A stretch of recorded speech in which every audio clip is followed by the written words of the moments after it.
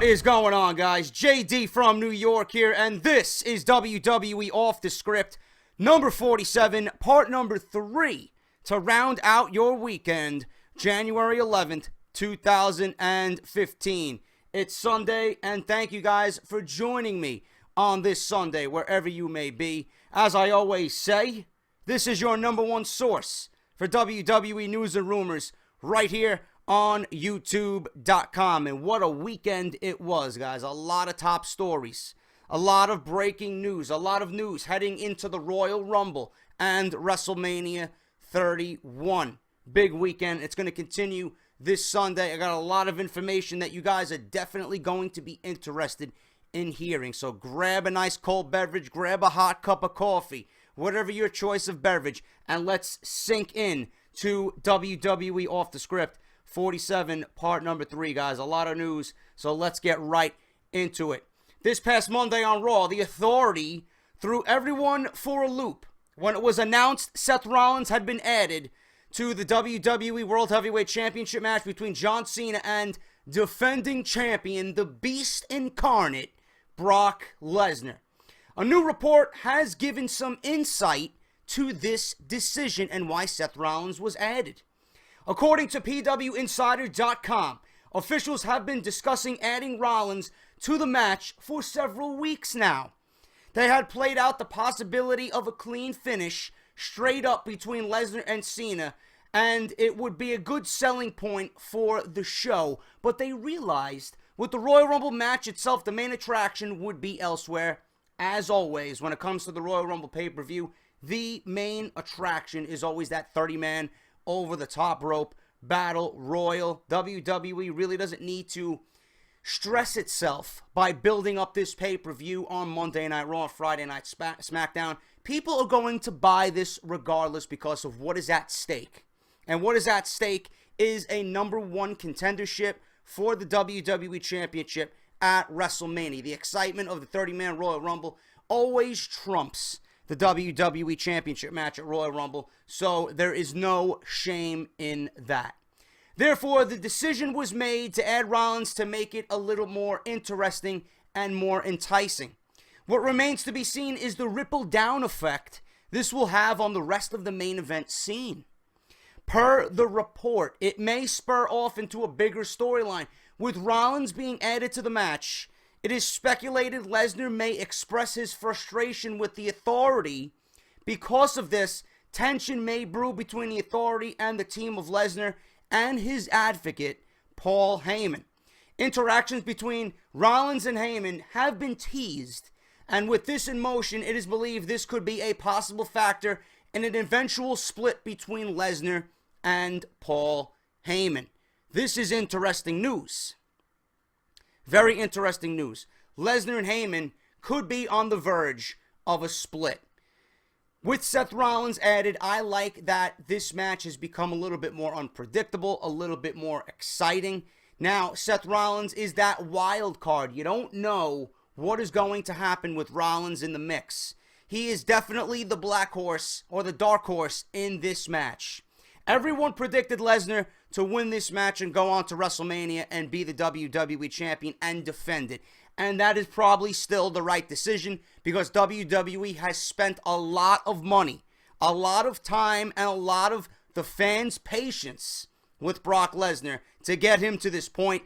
I think it would be rather foolish to take the belt off Brock Lesnar right now because of a wild card that is Seth Rollins. Now, if Daniel Bryan wins the Royal Rumble, which I intend him to do, that is my choice. If WWE goes on to make Roman Reigns the winner, then we got some serious fucking problems. But either way you look at it, if Bryan wins the Royal Rumble, and I've stated this all week, you could be in for a treat. You could get the highly anticipated match of Bryan versus Lesnar, which I would prefer, to be quite honest with you.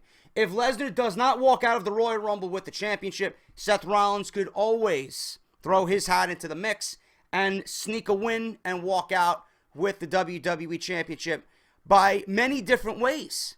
Cena could win. Rollins could cash in on Cena because he's feuding with the Authority, and he could take that belt right from under Cena's nose. All right. Lesnar could win, Seth Rollins could betray Paul Heyman, and there you have that storyline right there. Lesnar loses the belt because Seth Rollins betrayed him and Paul Heyman. You got to, they have a lot of different ways they could go about this. They could eventually make Brock Lesnar a face out of all this, but I think that's a little bit too late. Heyman and Lesnar splitting up, and Heyman turning his back on Lesnar and joining Seth Rollins. That makes sense too, because Brock Lesnar is going away. Brock Lesnar is not known whether he is re-signing with WWE, so obviously Paul Heyman more than likely is going to be sticking around on TV. He is way too valuable to not keep on TV. So WWE's mindset may be to have Heyman turn on Lesnar and have Seth Rollins be his new advocate. That would be pretty interesting. And then he could take Rollins into WrestleMania, and from there, Daniel Bryan can challenge Seth Rollins for the WWE Championship, which would be a fucking colossal matchup to close WrestleMania 31. WWE can have some fun with this. Hopefully, they make the right decision, and it's exciting in the end, not only for them, but for the fans of the product as well. I like intriguing television. WWE has a chance to make this very intriguing, very exciting, and very unpredictable. So hopefully they do the right thing and give the fans something to be excited about, okay? And excuse my voice. I don't know what the fuck happened. I don't know if it's allergies. I don't know if I'm getting sick. I don't know if I'm just tired, man. I don't know. So excuse my voice. I sound like shit. I know, all right? Moving on. Moving on. Bryan Alvarez on his audio show yesterday. Listen to this. And you can see how petty WWE really is. Bryan Alvarez noted on his audio show this week that one of the reasons why they had Dolph Ziggler lose the Intercontinental title this past Monday to a returning Bad News Barrett is because the office was upset with Dolph for booking a stand-up comedy gig without telling the office about it first. It still played into the firing storyline, but apparently the comedy gig made management very upset with him. Sound familiar? CM Punk told similar stories on Colt Cabana's podcast about WWE trying to control his outside gigs. I don't see what the big deal is with one of your men who works his fucking ass off. I don't see what the big deal is that he wants to go out on his free time away from his time in WWE to make a little bit extra cash. I don't understand this concept. Why would you be upset with him? These are the guys you want to keep happy. You think this is going to keep Dolph Ziggler happy? You think this is going to keep Dolph Ziggler with the mindset of when his contract is up, he's going to resign and sign that dotted line again like that? No, he's going to put some thought into it, and maybe he wants to venture into outside and do comedy and maybe do music or television, movies. But WWE is going to prohibit him from doing that and making money? If I was a fucking employee and my boss that I work for now says, fuck YouTube, I don't want you doing that because it's taking away from your time here and you're not giving me 100% of you that I know you can give me. I would tell him to go fuck himself. I would tell him, go fuck yourself, go take a walk. You're not going to prohibit me from making money doing what I love doing. Ziggler might love doing comedy, man. Ziggler might be a great comedian. I don't know. But if this is a passion of his, why not WWE let him do what he is passionate about? This is fucking ridiculous. And it shows how petty WWE really is. So, for you guys at home that are wondering why Dolph Ziggler lost the Intercontinental title in the fashion that he did on Monday Night Raw, because I know I was wondering that myself, this is your answer, according to Bryan Alvarez and the Wrestling Observer. There you go. How petty is that, man? Fucking ridiculous. Daniel Bryan will make his much-anticipated return to the ring on January 15th on Thursday Night SmackDown, which features the show moving to Thursday evenings. Bryan announced that he will compete in the 2015 Royal Rumble match on December 29th, showing of Monday Night Raw, and would make it seem like that would indeed be his first match back with WWE. As previously reported, Bryan is already slated for WWE live event matches, which occur prior to the Royal Rumble. These matches will see Bryan face off against the likes of Luke Harper and Kane.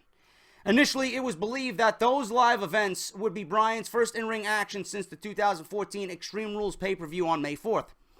However, the showing of SmackDown will be taped on January 13th, prior to the live events, which advertised Bryan. WWE aired an advertisement during the January 8th showing of NXT, which airs on the WWE Network. The ad showcased Bryan's meteoric rise to WWE and the World Heavyweight Championship.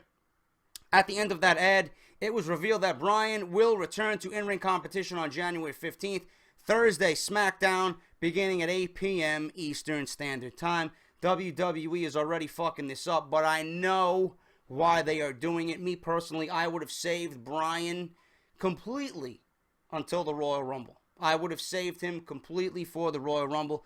Daniel Bryan's addition and announcement was great, but it's not really needed for an event that pretty much sells itself.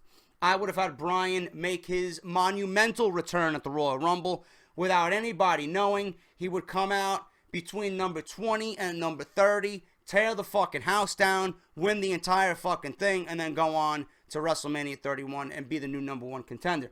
But I know why WWE is doing this. This is the first show with the move on Thursday. WWE wants to get the ratings up there. They want all eyes on the product, and they figured they would have a better chance of doing that with Daniel Bryan, competing actively in the ring on Thursday Night SmackDown. So I know why they did it, but me personally, I would have saved Bryan completely for the Rumble and make his surprise appearance there, tear the whole fucking building down, and it would be unbelievable. That's just me, man. I know why they're doing it. They want to get the ratings for SmackDown on Thursday night. With Daniel Bryan being cleared to return to the ring and confirmed for the 2015 Royal Rumble match like everybody knows, he's back in WWE's plans for WrestleMania 31. Good news. Bryan being back in the mix is expected to have a ripple effect through WrestleMania, and there's a lot of speculation on how things could eventually change. Regarding Bryan's announcement on Raw, no one besides top officials knew that he was going to say he is returning. Bryan's appearance wasn't even known to most until he made the tweet earlier in the day. The idea was to get Bryan to tease a retirement to help boost Raw ratings and Raw viewership that night and create genuine suspense, which indeed it did, and it was a great fucking moment. But I, like I said, would have had Bryan return at the Rumble with no prior announcement. It was noted at Raw that there are no plans for Bryan to wrestle until the Rumble. Obviously, that has changed. Some have wondered why Bryan wasn't saved as a surprise Rumble entrant, and there's concern that they may not be able to keep him hot for the next month. Completely false. Bryan is the hottest individual, hottest superstar in the WWE right now. Even when he was gone, he still was, and nobody even came close to replacing him. With that said, most people in WWE are happy to see Bryan back and glad that he's able to keep performing. In opposition to comments made by Michael Cole, Seth Rollins, and Jerry the King Lawler during the December 29th edition of Monday Night Raw, Christian claims that he is not retired from in-ring competition. During the last Raw of 2014, Christian and Edge hosted the program. When referencing the in-ring careers of both men, Lawler and Rollins both stated that due to multiple concussions, Christian was no longer able to compete. However, on January 3rd, Christian and fellow Canadian Chris Jericho hosted a charity bingo event called Drags to Riches in Tampa, Florida. The premise of the event was that bingo was being played by drag queens. Hence the name Drags to Riches. Sounds like a fucking miserable time. Fan reports from the show reveal that Christian is denying the report that he is done in the WWE and in-ring professionally. One fan in attendance claims that he and his wife talked to Christian personally about Lawler and Rollins' comments about him being retired, and Christian said no, they were just wrong in saying that. Rumors of Christian being done inside of the ring have been buzzing for almost a year now. His last appearance for the company was in March when he became the number one contender for the Intercontinental Championship. He suffered a concussion during the bout, however, and didn't wrestle for another year after that. So Christian is saying he's not retired. WWE is saying that he's retired. Pretty much, WWE is saying that because they don't have any real ideas or plans for Christian in place. So obviously they are going to say he is retired. If he is still able to go, if he is still cleared to go, I would be happy with him coming back. He's got a lot to add. He's, technically sound in the ring. He knows what he's doing. He's always a pleasure to watch. He's got a great character. He's got a great enthusiasm. The crowd likes him. The crowd enjoys him. I like him. Hopefully you guys like him. I would like to see him back. I think he could add a lot to the mid-card, man. I think he could add a lot to the Intercontinental Championship picture. Him versus Rusev would be a nice feud for the U.S. title. Ziggler versus Christian would be great for an Intercontinental Championship feud. Wade Barrett versus Christian. Christian has a lot more to give WWE. WWE just doesn't know what to do with the man formerly known as Christian Cage. Now, one last piece of information, guys, before I go and grab myself a hot cup of fucking tea, because I don't know what's wrong with my voice. There are people shocked that Bray Wyatt defeated Dean Ambrose clean in their ambulance match on Monday Night Raw. It's possible Dean Ambrose turns heel in the near future, or WWE just isn't focused right now on protecting him all too well. I've noted on Off the Script before that officials want to keep Bray Wyatt looking strong in case The Undertaker decides to perform at WrestleMania 31. There is a feeling after Wyatt's Raw win that it could be a sign the company believes The Undertaker is definitely coming back for WrestleMania 31. Nobody knows except the man known as Mark Calloway, aka The Undertaker. I will definitely keep you guys informed on whether The Undertaker sits this one out or will definitely perform and go up against Bray Wyatt one-on-one at WrestleMania 31 in California. So that is Off the Script, guys. Thank you so much for watching me. Once again, I apologize about my voice. If you missed Off the Script this weekend, parts 1 and 2, links are down below in the description. Go and check that out immediately after this video ends. I would greatly appreciate it. If you guys want more additional wrestling content, Joe Cronin Show, TRN, and last but not least, my buddy Justin LaBar, Josh Eisenberg, and Bryan Ghoulish, Chairshot Reality at WrestleZone.com. Go and check those guys out over at WrestleZone and on YouTube as well. Everything regarding those guys are also down in the description below. Go and check that out if you guys want more additional wrestling content besides what you see here on Off the Script. And one more friendly reminder, Joe Cronin and JD were the co-hosts of Saturday Night Shoot last night on TRN's YouTube page. Go and check that out. A full 30 minutes of the freshest, most brilliant minds in professional wrestling right here on YouTube.com. And I know I'm bragging about that, but I'm very happy about what I contributed to Saturday Night Shoot. Let me know what you guys think about that down below. I'll leave the link for that show as well right at the top of the description. Go check that out if you have some time today. I would greatly appreciate it. TRN's YouTube channel is also linked down below. Go show those guys, go show those guys some love and tell them that I sent you over there. Thank you guys so much for watching me. I will be back hopefully with a Monday Night Raw review on Tuesday. We don't know how well the show is going to be,